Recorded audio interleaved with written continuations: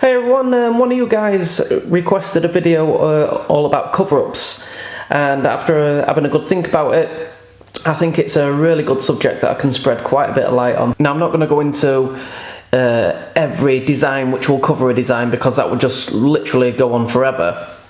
So what I'm going to do is an analogy, which I do a lot of, to show you the best way you can achieve a cover-up, and hopefully after this video you'll be able to make your own decisions on whether a cover-up will work or not, depending on what design you've been given.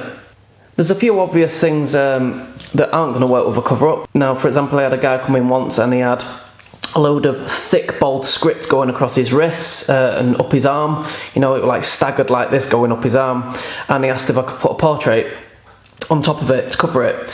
Well, obviously that's a no-brainer. It's not going to work, because in a portrait there's a lot of negative space where it's just skin or very light shade. So basically what you end up with is a face of a portrait with a load of writing going through it. So, you know, there's a few things which are really common sense, and then there's things which aren't so obvious, and hopefully they will become obvious after this video.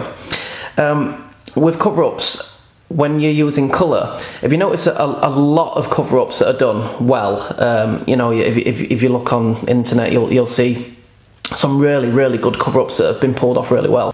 And more often than not, the artist that's done the cover-up and has pulled it off really well, they've almost certainly got a really good knowledge base for colour theory. And if you don't know what colour theory is, guys, get a book on it from eBay, or, you know, just read up on it on the internet. You can get books really cheap on it, and it will open your mind massively, and it'll knock so many walls down that are in your way, especially with cover-ups. And this is going to be a really, you know, quick example of colour theory and how it can help with cover-ups. But basically, you've got your warm colours and your cold colours. I'm going to hold this up, so if anyone's watching this on the phone or something, if they want to screenshot it, feel free to use it. I'll just hold it like that, and just put it there if you want to screenshot that. But basically, you've got your warm colours, you know, your reds, your oranges, your yellows, and you know, you got your primaries there, and your secondaries and tertiaries, and then you've got your cold colours, which is your blues, your greens, violets, and so on. Now, with a cover-up, usually the best way forward is to go cold colours, because the cold colours cover so much better than warm colours do. Now, I'm going to show an example of this.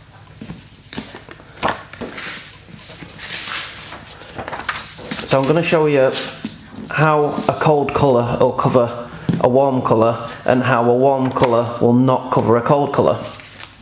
So here's just some plastic. So let's just say someone's come in with a tattoo that they want covering, and they've got red in it.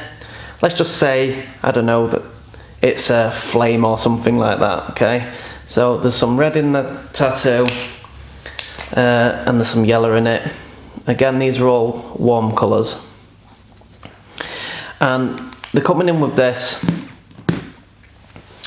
and they're saying they want it covering with whatever design that they brought in, or maybe they've said to you, you know, you come up with a design for me, which ideally would be best, because then you can obviously put your own colours into it and make it work.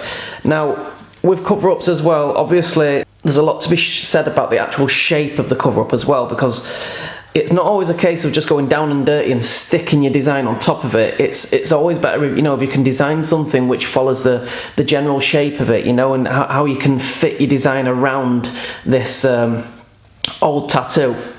But what you don't ever want to do is get in a situation where you take on a cover-up, you start doing the cover-up, and all of a sudden you've got a mishmash of the old tattoo and the new tattoo, and none of it makes sense, and it's just a big mess on the person's skin. You know, that's worst case scenario. So let's see when we apply this colour theory, okay? So we've got warm colours, we've got red and yellow on the person's tattoo that have come in, and we want to cover this, and with our new design we're going to incorporate our cold colours to get a really good cover. So let's move this to the side. So with my cold colours, I'm going to go purple. Okay, so let's just say that this is a design that I've come up, it's the same sort of shape, and we're going to put this over the top of this. Another thing with cover-ups as well, which I will say, it's more of trying to trick the eye, you know. So, and I tell this to all my clients, you know, when you do have a cover-up, usually when you do have a cover-up, you know, the aim is so when you look at the tattoo, you can see the new piece, and your eyes just see the new piece. Now, if it's you that's actually got the old tattoo on you, there might be a chance that you always can see little bits of that tattoo, and that's just the nature of a cover-up. But it's mission accomplished if, you know, you look at the tattoo, you look at the new piece, and you see it for the new piece. So this is our new design. So when we tattoo over the top of these old colours, the old tattoo, now you can see that goes on there, and we've still got our colour, okay? And that's really important. So our new cold colours, our new design has gone over the top of them too. Now, let's see what happens if it was the other way around. So let's say someone's come in and this is their old tattoo and they're wanting this as their new design. So we start tattooing, we put this new design over the top, and look what's happened.